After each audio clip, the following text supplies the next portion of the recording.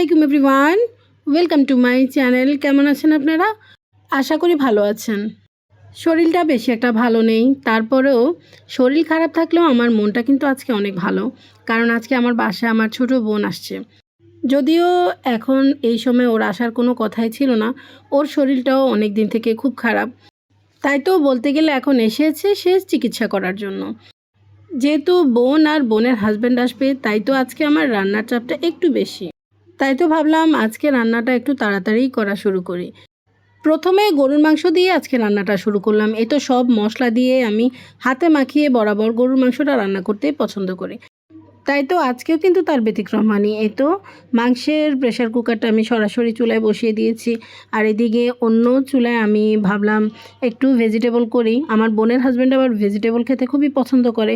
আর বিশেষ করে এইভাবে চাইনিজ ভেজিটেবলটা রান্না করলেও অনেক পছন্দ করে খায়। আমার ছোট বোনের হাজব্যান্ড এমনিতেও সে মাছ মাংসের তুলনায় সবসময় সবজি খেতে বেশি পছন্দ করে।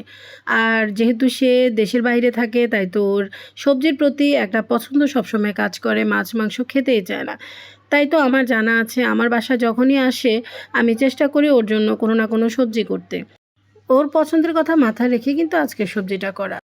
এদিকে আমি আবার সবজির পাশাপাশি এই তো এখানে একটু মুরগির কোরমা রান্না করব। আজকে আর রোস্ট করব না, আজকে মুরগির মাংসর কোরমা রান্না করব। নারিকেলের দুধ দিয়ে মুরগির মাংসের কোরমা রান্না করলে আমার বাসায় সবাই খুব পছন্দ করে। তাই তো ভাবলাম আজকে বোন আর বোনের হাজব্যান্ডের জন্য আমার হাতের এই স্পেশাল মুরগির কোরমাটা রান্না করি। আমি এখানে বেশিরভাগ সময় মুরগিটা না ভেজেই কিন্তু রান্না করি। না ভেজেও রান্না করলে আমার কাছে বেশ ভালোই লাগে। এই তো দেখেন সব মশলা দিয়ে আমি কষিয়ে নিয়েছিলাম আগে। তারপর ঘন করে নারকেলের দুধটা দিয়ে দিয়েছি। এই তো আবার পাশের চুলায় গরুর মাংসটাও কিন্তু একদম শেষের দিকে রান্না হয়ে যাচ্ছে। আমি কাজ করছি, এদিকে আমার সাহেব এই তো আমের জুস বানাচ্ছে। কারণ যেহেতু অনেক গরম, তাই সে ভাবলো যে একটু জুস বানিয়ে আমাকে খাওয়ালে আমার নাকি মেজাজ ঠান্ডা থাকবে। আমাকে বলছে তোমার জন্য একটু জুস বানাই, কারণ বেশি গরমের মধ্যে কাজ করলে নাকি আমার মেজাজ গরম হয়ে থাকে। কেমনটা লাগে বলেন তো? সে আমাকে মিষ্টি মিষ্টি কথা বলে আবার একটু ছোটোখাটো অপমানও করে দিল। যাই হোক, কী আর করার, সাহেবের অপমান আমি হজম করে নিলাম। এই তো সবার আগে কিন্তু আমাকেই সে জুসটা দিল। জুসটা কিন্তু অনেক মজা হয়েছে। ওর হাতের জুস আমার কাছে এমনি তো খুব ভালো লাগে, তার উপরে একদম ফ্রেশ আম কেটে যে জুস বানিয়েছে ওইটার স্বাদ তো একটু অন্যরকম হবে, কি বলেন? মন প্রাণ সবই ঠান্ডা হয়ে গেল। এদিকে আমি চলে গেলাম আমার বিছানা গোছাতে, কারণ আজকে বিছানা মেয়েটা গোছাতে পারেনি। স্কুল বন্ধ, তারপরেও তো তার অনলাইন ক্লাস চলছে। প্রতিদিনই তাকে অনলাইন ক্লাস করতে হচ্ছে। তাই তো বাসায় থাকাতেও এই কাজগুলা এখন আর সে করতে পারেনি তার পড়ালেখার জন্য। যাই হোক, আমার কাছে মনে হয় কাজের থেকেও কিন্তু পড়ালেখাটাই সবার আগে। তাই আমি বললাম তুমি তোমার মতো করে পড়ো, আজকে আমি সব রুমের বিছানাগুলো গুছিয়ে নিব। এই তো এদিকে আবার কাজে যে হেল্প করে সে তার কাজগুলো একে করে করে ফেলছে। অনেক অপেক্ষার পর এই তো অবশেষে আমার বোন আর বোনের হাজব্যান্ড চলে এসেছে।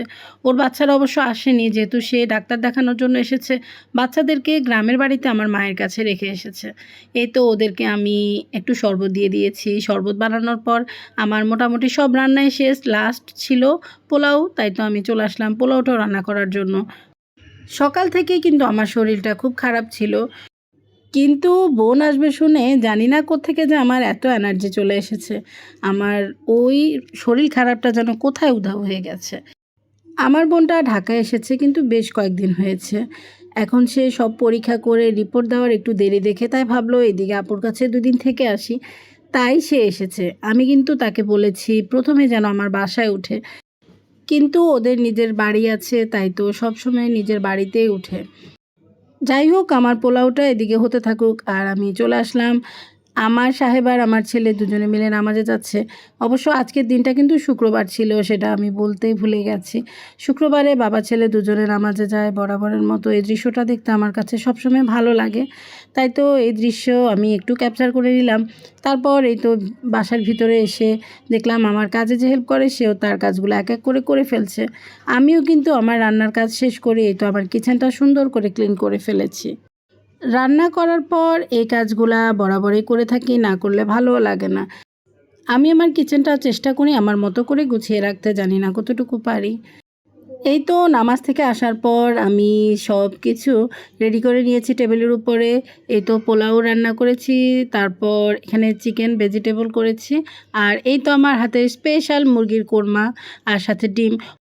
অবশ্য আমার 2 বাচ্চা আগেই খেয়ে ফেলেছে, এখন আমরা শুধু বড়রা একসাথে বসে খাবো। এই তো গরম গরম সব খাবার টেবিলে রেডি করেছি, তাই ভাবলাম একটু ক্যাপচার করে নিই আর আপনাদের সাথে একটু শেয়ার করি আজকে কি কি রান্না করলাম। তো আর কি, এখন সবাই মিলে খাওয়া দাওয়া করি, তার আগে আপনাদের কাছ থেকে বিদায় নিয়ে ফেলি। আজকের ভিডিওটা কেমন লেগেছে কমেন্ট করে জানাতে কিন্তু একদম ভুলবেন না। আজকে এই পর্যন্তই, সবাই ভালো থাকবেন। আল্লাহ হাফেজ।